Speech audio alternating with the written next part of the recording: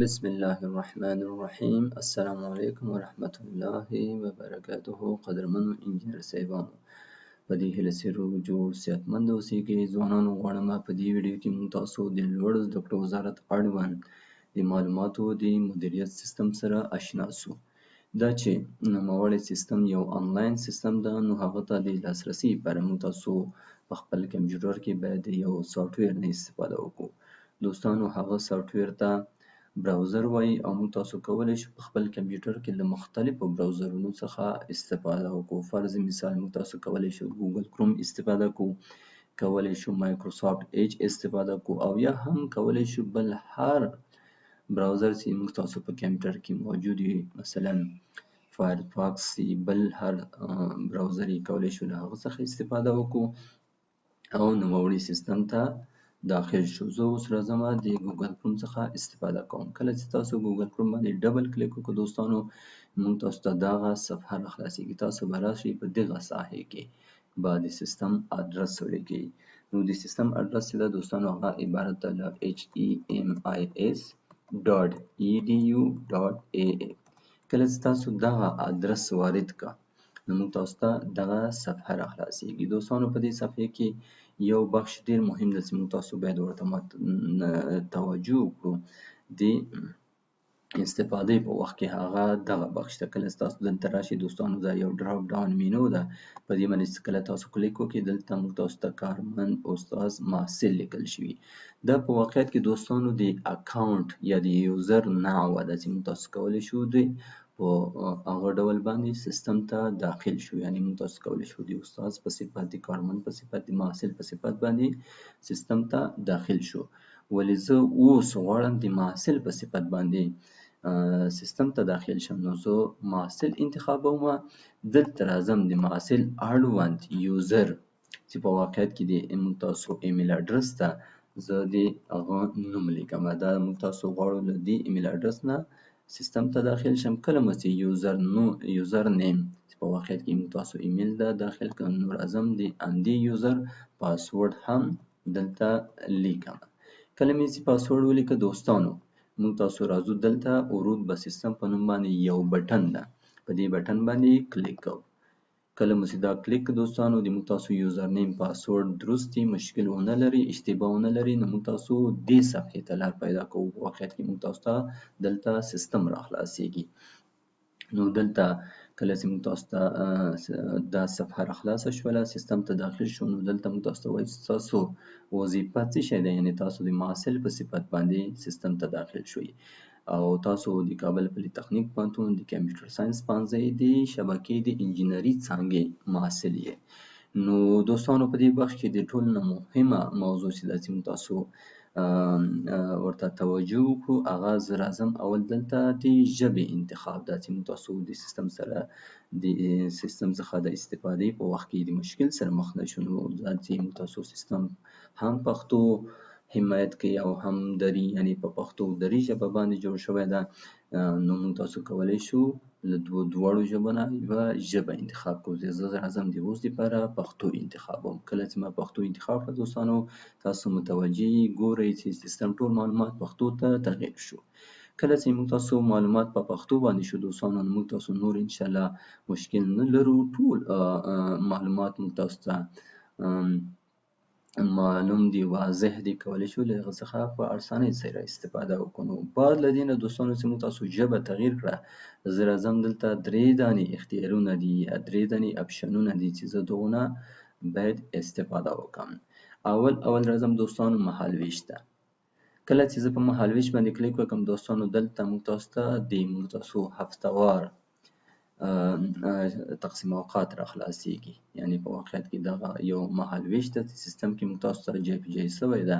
په دې مهالویش کې موږ تاسو ته د هفتې په جریان کې د هفتې د ورځو مطابق چې کوم مضامین لرو، په کوم وخت کې لرو او په کومه ورځ یې لرو، ټول معلومات موږ تاسو ته دلته جای په جای شوي. تاسو کولی شو په ډېر په اسانۍ سره خپل ځان ته معلومات ترلاسه کړو چې د هفتې په جریان کې په کومه ورځ باندې کوم مضمون لرو او په کوم وخت کې لرو.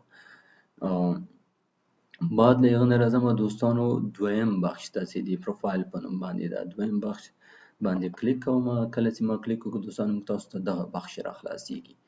په دغه بخش کې سیده دوستانو موږ تاسو ته خپل پروفایل د محصل اړوند پروفایل را خلاصیږي. دلته د محصل عکس ده، نوم یې ده، آی ډي ده او د محصل اړوند څانګه او پوهنتون ده.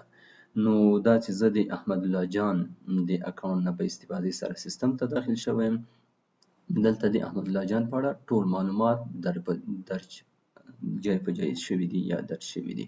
ښه دوستانو دلته چې د دې معلوماتو نه ښکته راځو، دلته بیا درې دانې اپشنونه دي چې یو د توضیح په نوم باندې ده، د فرمو جوړول او تصحیح مشخصات انګلیسي محصل. ښه زه په دې هر یو باندې چې کلیک کوم دوستانو د دې اړوند معلومات به ماته دلته را خلاصیږي. زه اول راځم توضیح ته. کله چې توضیح باندې موږ کلیک وکړو دوستانو دلته د نوموړي محصل اړوند د کانکور د نتیجې نه نیولې تر تحصیلي معلوماتو پورې، تر اډرسه پورې او تر انګلیسي معلوماتو پورې ټول دلته جای په جای شوي دي. او که چېرته راشم دویم بخش ته د فرمو جوړول، په دې باندې کلیک وکړم دوستانو دلته په واقعیت کې موږ تاسو ته هغه مختلفې فرمې چې موږ تاسو د تحصیلي دورې په جریان کې هغه ته ضرورت لرو هغه نه باید استفاده وکړو. نو دلته موږ تاسو ته د یوې نمونې په حیث باندې د یو ټمپلیټ په حیث باندې دلته جای په جای شوي دي. موږ تاسو کولی شو د هغه نه په استفادې سره ځان ته یو فرما په اسانۍ سره جوړه کړو. نو زه چې کله دلته رالم دوستانو دلته بیا هم یو ډراپ ډاون لیست ده، یو منیو ده. کله چې تاسو په دې باندې لیست وکړئ دلته موږ تاسو مختلفې فرمې ګورو چې موږ تاسو ته مخکې نه د یو نمونې په صفت باندې په سیستم کې جای په جای شوي دي. مثلا د تحصیلي د تصدیق د تحصیلي تصدیق تحصیلي تصدیق فرما ده، د مونوګراف د تعیین فرما ده، د فارغ التحصیل محصل د شهرت فرما ده، د برحال محصل د شهرت فرما ده، د تعجیل د رفع کولو فرما ده. په همدې ډول راځو مختلف فرمې موږ تاسو ته دلته جای په جای شوي دي. زه راځم دوستانو د مثال په توګه باندې د مثال په ډول فقط یو فرما زه انتخابوم. فرض کړئ زه راځم د هویت د کارت د مثانه د اخیستلو فرمې ته راځم، دغه انتخابوم او تاسو به داسې یو فرما انتخاب کړئ. بیا به راشئ دلته یو بټن ده فرما جوړه کړئ په نوم باندې، په دې باندې تاسو کلیک کوئ دوستانو. کله چې په دې باندې کلیک وکړئ سیستم تاسو ته دغه تیاره جوړه شوې فرما آماده کوي، په خیر موږ تاسو ته یې جوړوي. ښه دوستانو دا فرما چې ده په سیستم کې د موجوده معلوماتو په اساس باندې سیستم موږ تاسو ته جوړوي، ولې بعضې موارد چې هغه باید قلمي تکمیل شي، بیا بعد له پرنټ کولو نه موږ تاسو کولی شو هغه بخشونه یې قلمي تکمیل کړو. مثلا دغه فرما موږ تاسو ته سیستم جوړ کړه دوستانو. تاسو کولی شئ دلته راشئ د دې آیکن نه په استفادې سره په هغه صورت کې که چېرته موږ ستاسو کمپیوټر دی پرنټر سره وصل کولی شو دې جنې مستقیم پرنټ کړو، او که چېرته زموږ تاسو کمپیوټر په اوس وخت کې پرنټر سره وصل نه ده موږ تاسو کولی شو د دې بټن نه یا د دې آیکن نه په استفادې سره خپل کمپیوټر ته ډاونلوډ کړو او وروسته یې پرنټ کړو. کله مو چې پرنټ کړه دوستانو باقي بنده بخشونه موږ تاسو کولی شو قلمي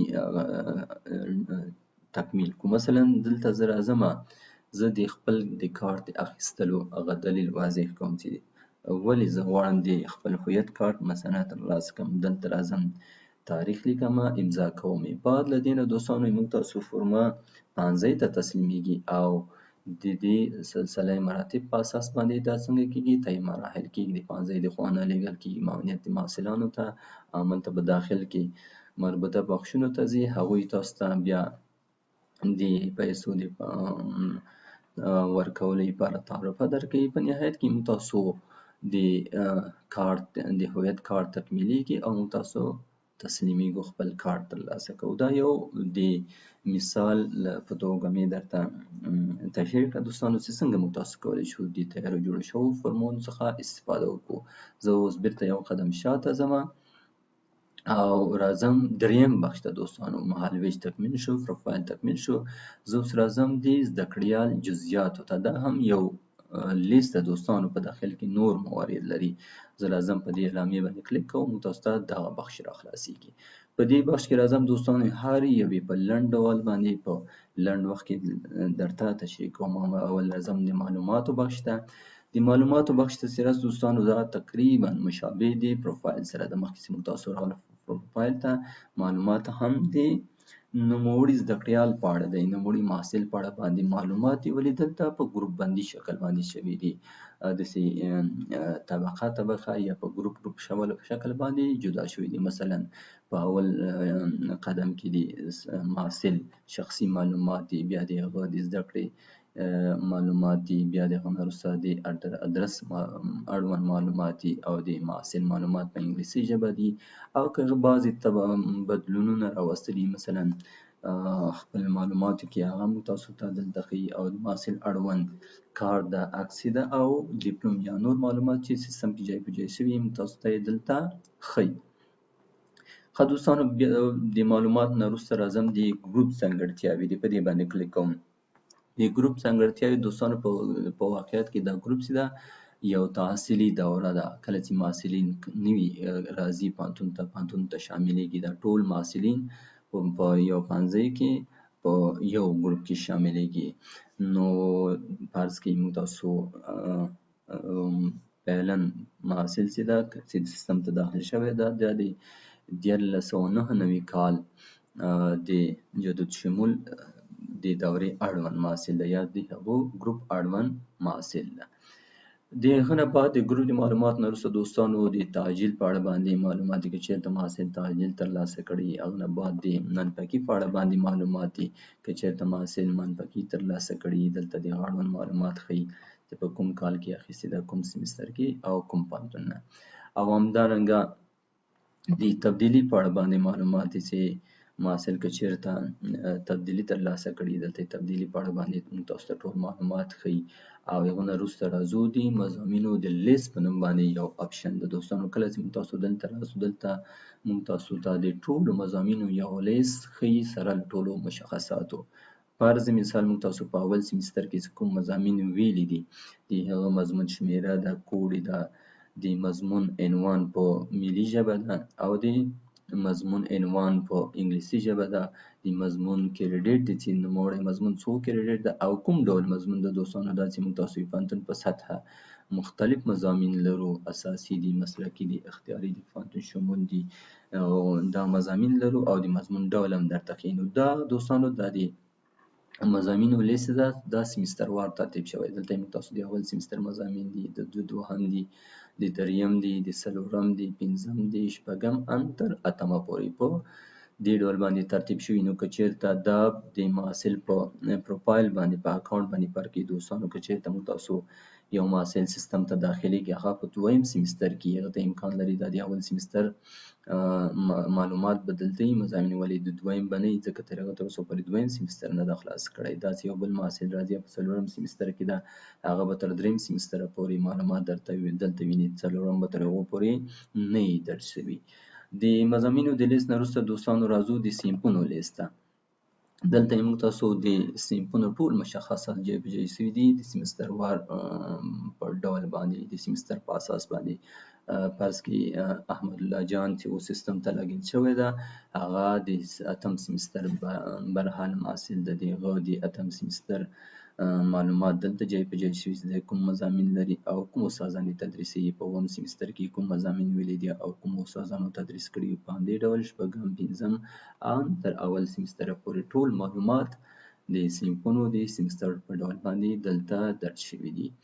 آخري بخش دوستانو راځم ابتدایي نمرې دي. دلته که موږ تاسو راشو په دې باندې کلیک وکړو، دلته موږ تاسو ته په ویل شوي سیمسترونو کې هغه سیمسترونه چې موږ تاسو تر اوسه پورې ویلي دي، د هغه ټولې نمرې موږ تاسو ته ښیي. موږ تاسو کولی شو دې جې نه خپلې نمرې وګورو او اطمینان ترلاسه کړو چې موږ ستاسو نمرې درستې دي، کومه ستونزه او مشکلات نه لري. مثلا اوله شمیره مضمون چې ده معاصر تاریخ د افغانستان ده، نو په هغه کې کورنۍ دندې نمرې دي، او د فعالیت صنفي یا د صنفي فعالیت نمرې دي، د 0% ازموینې نمرې دي، او د 60% یا د نهایي ازموینې نمرې دي او ټوټل نمرې دي. دا موږ تاسو ټوټل نمرې دي دوستانو.